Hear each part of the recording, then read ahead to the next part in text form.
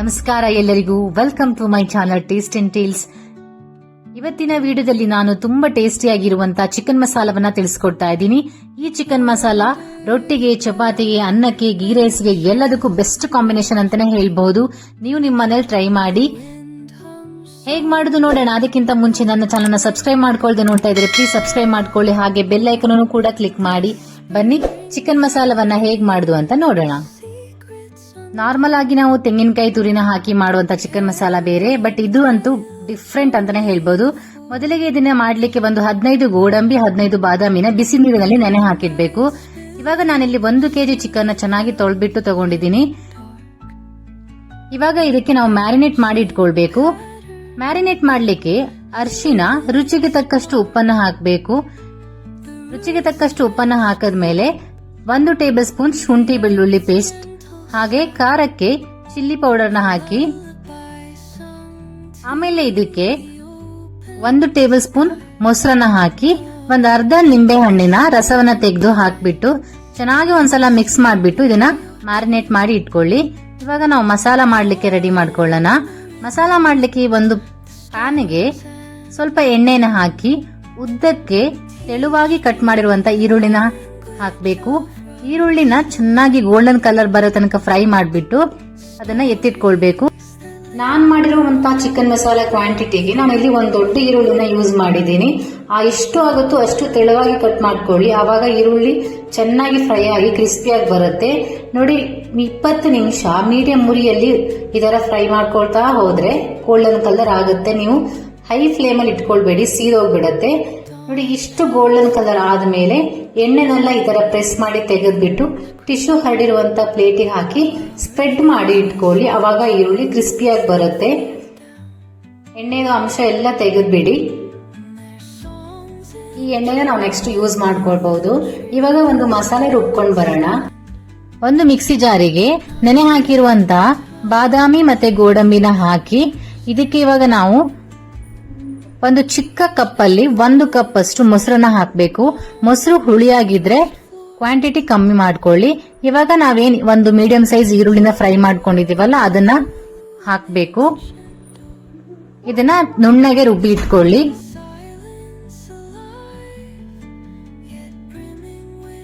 ಇವಾಗ ಮಸಾಲ ಮಾಡ್ಲಿಕ್ಕೆ ಒಂದು ಪಾತ್ರೆಗೆ ನಾವೇನ್ ಈರುಳ್ಳಿ ಫ್ರೈ ಮಾಡಿದ್ವಲ್ಲ ಅದೇ ಎಣ್ಣೆನ ಹಾಕಿ, ಒಂದು ಪಲಾವ್ ಎಲೆನ ಕಟ್ ಮಾಡಿ ಹಾಕ್ಬಿಟ್ಟು ಸ್ವಲ್ಪ ಕಲ್ಲು ಹಾಕೊಳ್ಳಿ. ನಿಮ್ಮ ಹತ್ರ ಇದ್ರೆ ಹಾಕೊಳ್ಳಿ, ಇಲ್ಲ ಅಂದ್ರೆ ಸ್ಕಿಪ್ ಮಾಡಬಹುದು.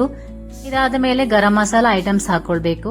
ನಾನಿಲ್ಲಿ 1 ಇಂಚಿನಷ್ಟು ಚಕ್ಕೆ, 1 ಸ್ಟಾರ್, 4 ಲವಂಗ ಹಾಕಿದ್ದೀನಿ. ನೀವು ಬೇಕಿದ್ರೆ ಏಲಕ್ಕಿ, ಸೋಂಪು ಎಲ್ಲ ಆಡ್ ಮಾಡ್ಕೊಳ್ಬಹುದು. ನಾನೇನು ಅದನ್ನ ಹಾಕೋಕ್ ಹೋಗಿಲ್ಲ. ಇಷ್ಟನ್ನ ಹಾಕಿ ಚೆನ್ನಾಗಿ ಒಂದ್ಸಲ ಫ್ರೈ ಮಾಡ್ಕೊಂಡು ಚಿಕನ್ ಮ್ಯಾರಿನೇಟ್ ಮಾಡಿದ್ವಲ್ಲ ಅದನ್ನ ಹಾಕ್ಬಿಟ್ಟು ಚೆನ್ನಾಗಿ ಮಿಕ್ಸ್ ಮಾಡ್ಕೊಳ್ಬೇಕು. ನೀರೇನ್ ಆಡ್ ಮಾಡೋದು ಬೇಡ. ಚಿಕನ್ ಅದು ಮಿಕ್ಸ್ ಆದ ಮೇಲೆ ನೀರ್ ಬಿಟ್ಕೊಂಡು ಕುದಿಲಿಕ್ಕೆ ಸ್ಟಾರ್ಟ್ ಆಗುತ್ತೆ. ನೋಡಿ, ಈ ತರ ಚೆನ್ನಾಗಿ ಮಿಕ್ಸ್ ಮಾಡ್ಕೊಳ್ಳಿ. ತುಂಬಾ ಟೇಸ್ಟಿ ಆಗಿರುತ್ತೆ. ನೀವು ರೋಟಿಗಾದ್ರೆ ಸ್ವಲ್ಪ ಥಿಕ್ ಕನ್ಸಿಸ್ಟೆನ್ಸಿಯಲ್ಲಿ ಇಟ್ಕೊಳ್ಳಿ, ಅನ್ನಕ್ಕೆ ಗೀ ರೈಸಿಗಾದ್ರೆ ಸ್ವಲ್ಪ ತೆಳುವಾಗಿದ್ರೆ ನಡೆಯುತ್ತೆ. ನೋಡಿ, ಈ ತರ ಚೆನ್ನಾಗಿ ಮಿಕ್ಸ್ ಆದ ಮೇಲೆ ಚಿಕನ್ ನೀರ್ ಬಿಟ್ಕೊಂಡು ಕುದಿಲಿಕ್ಕೆ ಸ್ಟಾರ್ಟ್ ಆಗುತ್ತೆ. ಅವಾಗ ನಾವ್ ಇದಕ್ಕೆ ಸ್ಪೈಸಸ್ ಹಾಕೋಬೇಕು. ನೋಡಿ, ಈ ತರ ಚೆನ್ನಾಗಿ ಮಿಕ್ಸ್ ಮಾಡ್ಕೊಳ್ತಾ ಇರಬೇಕು.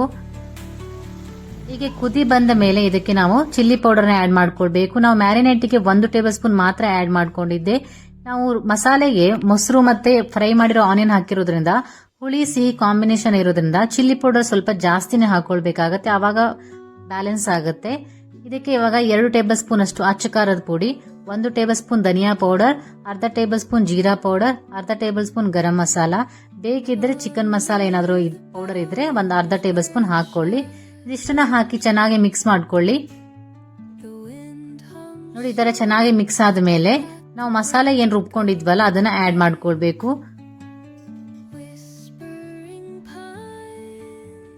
ಚೆನ್ನಾಗಿ ಮಿಕ್ಸ್ ಮಾಡ್ಕೊಳ್ತಾ ಇರ್ರಿ. ಚೆನ್ನಾಗಿ ಮಿಕ್ಸ್ ಆದ ಮೇಲೆ ಈ ತರ ಕಾಣುತ್ತೆ. ಆವಾಗ ನಾವು ಮಸಾಲೆ ರುಬ್ಕೊಂಡಿದ್ದೀವಲ್ಲ ಅದನ್ನ ಹಾಕ್ಬಿಟ್ಟು, ನೀವು ಅನ್ನಕ್ಕಾದ್ರೆ ಮಿಕ್ಸಿ ಜಾರನ್ನು ತೊಳ್ಬಿಟ್ಟು ನೀರನ್ನ ಜಾಸ್ತಿ ಹಾಕಬಹುದು, ಇಲ್ಲಾಂದ್ರೆ ಸ್ವಲ್ಪ ನೀರು ಹಾಕೊಳ್ಳಿ. ನಾನಿಲ್ಲಿ ರೈಸಿಗೆ ಮಾಡಿರೋದ್ರಿಂದ ನೀರನ್ನು ಸ್ವಲ್ಪ ಜಾಸ್ತಿ ಹಾಕಿದ್ದೀನಿ. ಇದು ಮಿಕ್ಸಿ ಜಾರನ್ನ ತೊಳೆದಿರುವಂತ ನೀರನ್ನ 1 ಕಪ್ ಅಷ್ಟು ಹಾಕ್ಬಿಟ್ಟು ಇದನ್ನ ಕುದಿಲಿಕ್ಕೆ ಬಿಟ್ಬಿಡ್ಬೇಕು. ನೀವು ಉಪ್ಪು ಟೇಸ್ಟ್ ನೋಡ್ಕೊಳ್ಳಿ, ಉಪ್ಪು ಬೇಕಿದ್ರೆ ನೀವು ಆ್ಯಡ್ ಮಾಡ್ಕೊಳ್ಳಿ. ಈ ಥರ ಮುಚ್ಚಳ ಮುಚ್ಚಿಬಿಟ್ಟು ಕುದಿ ಬರ್ಲಿಕ್ಕೆ ಬಿಟ್ಬಿಡಿ. ಇವಾಗ ನೋಡಿ ಎಷ್ಟು ಚೆನ್ನಾಗಿ ಕುದಿ ಬರ್ತಿದೆ ಅಂತ. ಇವಾಗ ಲಾಸ್ಟಿಗೆ ಒಂದು ಹಸಿಮೆಣಸನ್ನ ಈ ಥರ ಕಟ್ ಮಾಡಿ ಹಾಕಿಬಿಟ್ಟು ಕೊತ್ತಂಬರಿ ಸೊಪ್ಪು ಹಾಕಿದ್ರೆ ಚಿಕನ್ ಮಸಾಲ ರೆಡಿಯಾಗಿ ಹೋಗುತ್ತೆ. ನೀವು ಬೇಕಿದ್ರೆ ಇದಕ್ಕೆ ಫ್ರೆಶ್ ಕ್ರೀಮ್ ಇದ್ರೆ ಅದನ್ನು ಕೂಡ ಆ್ಯಡ್ ಮಾಡ್ಕೊಳ್ಬಹುದು. ನೋಡಿ ಎಷ್ಟು ಚೆನ್ನಾಗಿ ಬರ್ತಿದೆ ಅಂತ. ನೀವು ನಿಮ್ಮ ಮನೆಯಲ್ಲಿ ಡಿಫ್ರೆಂಟ್ ಆಗಿರುವಂಥ ಈ ಥರ ಚಿಕನ್ ಮಸಾಲವನ್ನು ಟ್ರೈ ಮಾಡಿ ನೋಡಿ, ಹೇಗೆ ಬಂತು ಅಂತ ನನಗೆ ಕಮೆಂಟ್ ಮಾಡಿ. ಹಾಗೆ ನಿಮಗೆ ಈ ರೆಸಿಪಿ ಇಷ್ಟ ಆದರೆ ನಿಮ್ಮ ಫ್ರೆಂಡ್ಸ್ ಆ್ಯಂಡ್ ಫ್ಯಾಮಿಲಿಗೂ ಶೇರ್ ಮಾಡಿ. ಹಾಗಾದರೆ ಇದೇ ಥರ ಹೆಚ್ಚಿನ ವಿಡಿಯೋಗಾಗಿ ನನ್ನ ಚಾನಲ್ನ ಸಬ್ಸ್ಕ್ರೈಬ್ ಮಾಡ್ಕೊಳ್ಳಿ. ಮತ್ತೆ ಸಿಗುವ, ಅಲ್ಲಿವರೆಗೂ ಟೇಕ್ ಕೇರ್, ಬಾಯ್.